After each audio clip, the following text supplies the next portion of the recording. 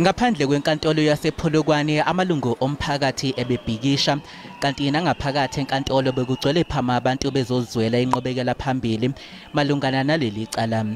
Abanye ebebekhona enkantolo kubalwa umfelokazi kaMaluleke kanye nemeya yomasipala Collins Chabane ephethe njengamanje uJoseph Mabasa. Labasolwa babhekene necala lokubulala kanti uphiko olubhekele ukushushisa amacala omphakathi NPA luthi bonke bazothwesa amacala amahlanu umuntu ngamunye.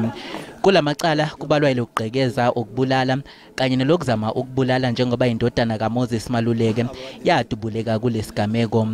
Umndeni ukuthola kunzima ukubhekana nalesi simo.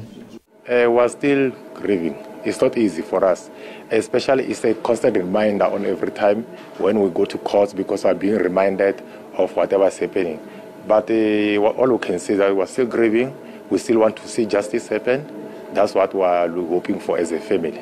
Leli cala kulindeleke ukuthi lidonsa amasonto amabili kepha umndeni ukholwa ukuthi kusekhona abanye okufanele baboshwe. What we expected as a family, we wanted to see more. We don't buy the story of that these guys are the only people who are the accused are the ones who did it on their own. There must be someone who have given them access and everything like that. Leli cala lizoqhubeka kusasa kanti umbiko usihle Dlamini wezindaba ze SABC.